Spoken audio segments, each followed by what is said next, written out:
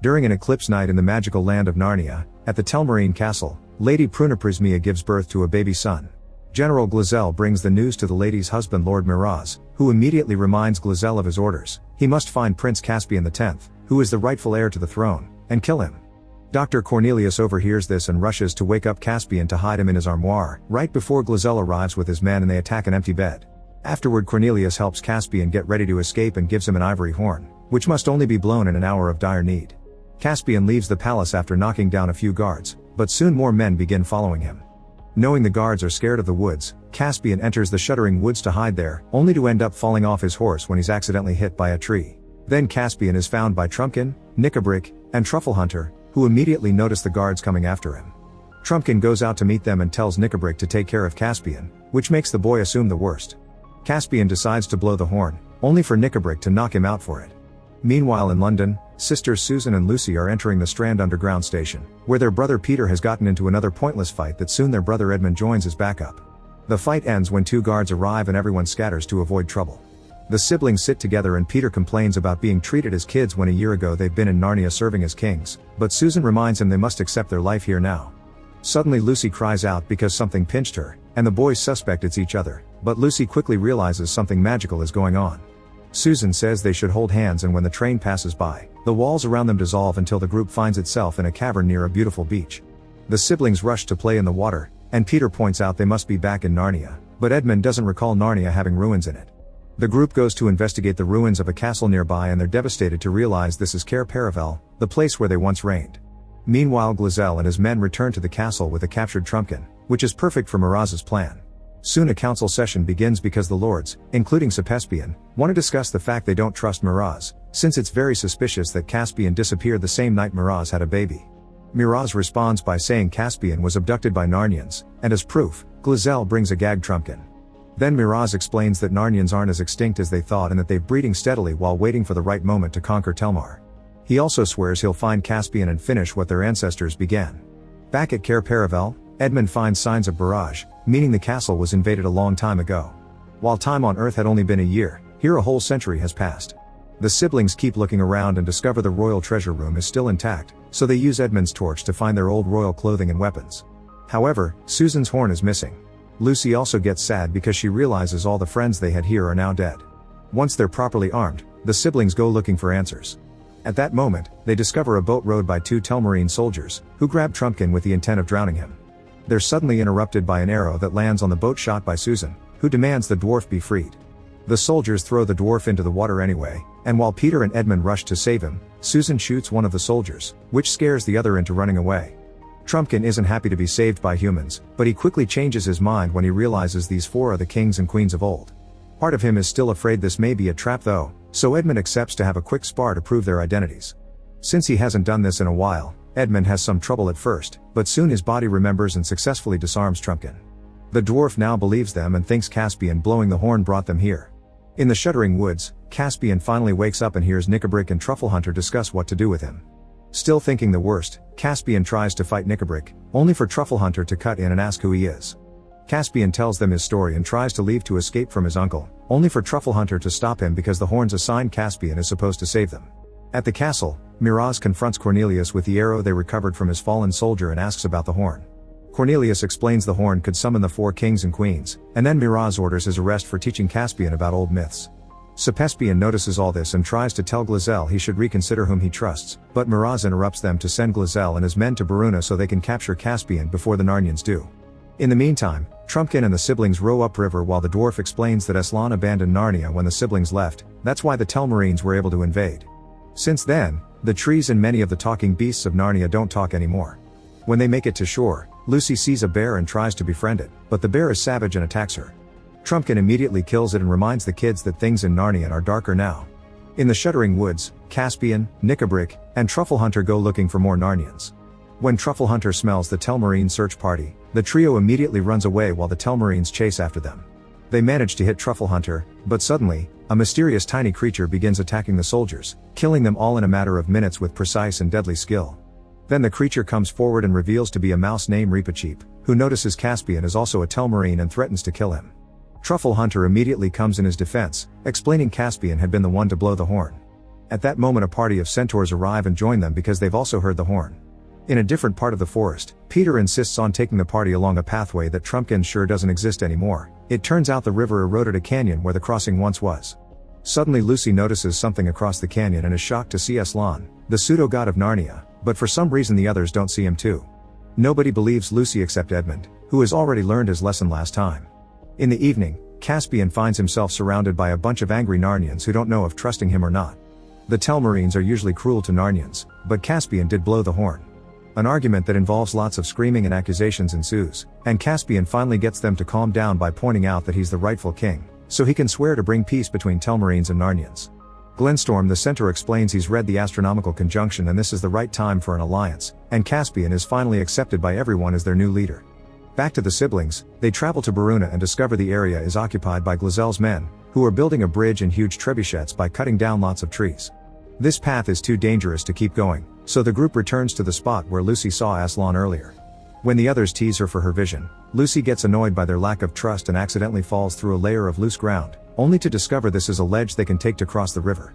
Later at night, Susan wonders why only Lucy can see Aslan and admits she had gotten used to living in England again, so having been dragged back to Narnia has been difficult, especially because it can't be permanent.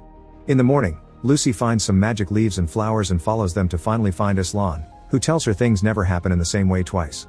Then Lucy wakes up for real and tries looking for Aslan again. However, she's stopped by Peter, who has been stalking a mysterious figure that turns out to be an armed minotaur. Peter then comes closer to investigate, only to be attacked by Caspian, which triggers a fierce sword fight.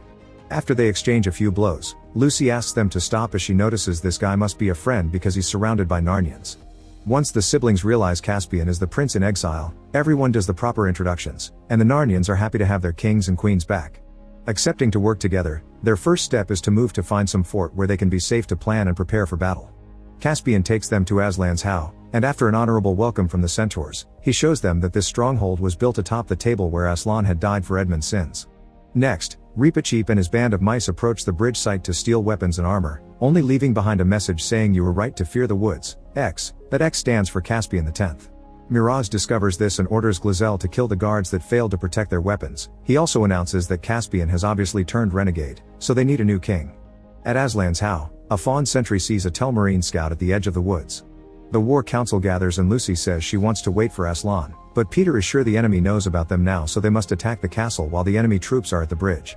Caspian thinks it's a bad idea because nobody has ever captured the castle, but Peter doesn't want to stay because it's not really a safe fort, and Edmund points out the enemy can just wait for them to die of hunger here. In the evening, the Narnians proceed with their plan. An eagle drops Edmund on a castle tower, and after knocking out the guard, he uses his torch to guide the other eagles who carry his siblings and Caspian. Reepicheep and his mouse army enter through the sewers, and the rest of the army waits in the forest until the kids can open the gate. The kids enter the castle through a window, and Caspian discovers Cornelius was captured, so he rushes out to rescue him while promising to get to the gate in time. While the mice beat up guards and even a cat, Caspian finds and rescues Cornelius, who explains it was Miraz who killed his father. Furious, Caspian rushes to confront Miraz with his sword, causing Prunaprismia to answer with her crossbow. Then Susan and Peter arrive to remind Caspian about the gate, but the prince is obsessed with wanting the truth. Miraz admits he killed Caspian IX, and Prunaprismia doesn't recognize her husband anymore. Confused, Prunaprismia shoots her bow and hurts Caspian, giving Miraz the chance to escape and call the guards. Meanwhile, Edmund accidentally drops his torch and it's caught by a guard, so he begins fighting the man for it. As Caspian, Susan, and Peter reach the gate to finally open it, Edmund finally gets the torch back and sends the signal to make their troops attack. A fierce battle begins between Narnians and Telmarines, with lots of fighters falling on both sides. When Miraz orders his men to close the gate, a minotaur rushes to keep it up and Peter orders the Narnians to fall back. A griffin rescues Edmund and most of the Narnians escape on horses, but at that moment an archer kills the minotaur and the gate closes, leaving half of the Narnians inside. Peter and the others can only watch helplessly how their friends are killed before they run away and return to the house with defeat on their shoulders. Peter and Caspian begin arguing over their plans and if Telmarines have a rightful place in Narnia at all. The two of them almost start a duel, which is interrupted by the arrival of Trumpkin's body. Lucy rushes to heal him up, but a mother centaur has a breakdown when she hears her children died in battle. Later, Miraz crowns himself king and accepts troop pledges from his feudal lords. Those troops are immediately sent to the bridge, which is finally finished. Meanwhile, Nikabrik asks Caspian to meet the power that once kept Aslan at bay, and introduces him to a werewolf and a hag. These creatures swear they have a reserve of hate none can match and they can guarantee Miraz's death. Then the hag proceeds to draw a magic circle, and with the help of a crystal scepter, she summons an icy block that contains Jadis, the legendary White Witch.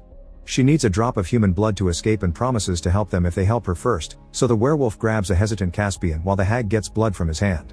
Suddenly Peter, Lucy, Edmund, and Trumpkin arrive and begin to fight the creatures to stop them from bringing their old enemy back. A fierce battle ensues, and Knickerbrick gets very close to killing Lucy, but Trumpkin kills him first. Edmund uses his skills to draw the werewolf away and proceeds to kill it with a single hit. Meanwhile Peter pushes Caspian out of the magic circle and confronts Jadis, who begins using her charms to convince him to join her. Suddenly the ice block shatters in million pieces, and Peter notices Edmund used his sword to destroy it. Moments later, Miraz's troops arrive at the How. Peter finally recognizes how wrong he was about doing this alone and tells Lucy and Susan to go deep into the shuddering woods to look for Aslan, since he's their only hope. Before the girls leave for the forest, Caspian tries to give Susan her horn, but she tells him to keep it because she may need to call her again. Since Lucy doesn't understand romance yet, she doesn't get the conversation. Then Caspian shares an idea with the boys to buy some time for their sisters. Miraz's weakness is that as a king, he must satisfy the traditions and expectations of his people, meaning someone should humiliate him in a duel. Edmund puts on his old royal armor before walking right into Miraz's camp to deliver Peter's written message asking Miraz for a single combat. Miraz is hesitant, but his lords manipulate him into accepting because they're secretly conspiring against him. Meanwhile Susan and Lucy reach the middle of the woods, only to encounter a Telmarine patrol. Susan sends Lucy away and begins fighting the men with her bow, managing to kill 3 Telmarines before they come closer to kill her. Fortunately Caspian shows up just in time and rescues her, bringing her back to the How. In the ruins outside the How, Peter and Miraz engage in a fierce fight that lasts forever because they're both very talented swordsmen. Eventually Peter asks for a 5-minute break, and Miraz grants 3. Susan arrives and informs them Lucy has made it through while Miraz argues with Cephespian for not intervening in the fight to help him. It's illegal to do so, but Cephespian refuses because of personal reasons, not because of the rules. When Peter and Miraz restart their fight, they exchange a few blows and this time, Peter finally gets to defeat Miraz, but instead of killing him, he gives his sword to Caspian, since this is his right. Caspian decides to spare Miraz but will hand the sovereignty back to the Narnians. However Cephespian cuts in and kills Miraz himself using the arrow of Susan's they retrieved from the soldier. Then Cephespian says the Narnians shot the arrow and cries out treachery, causing the Telmarines to launch a full attack on the How.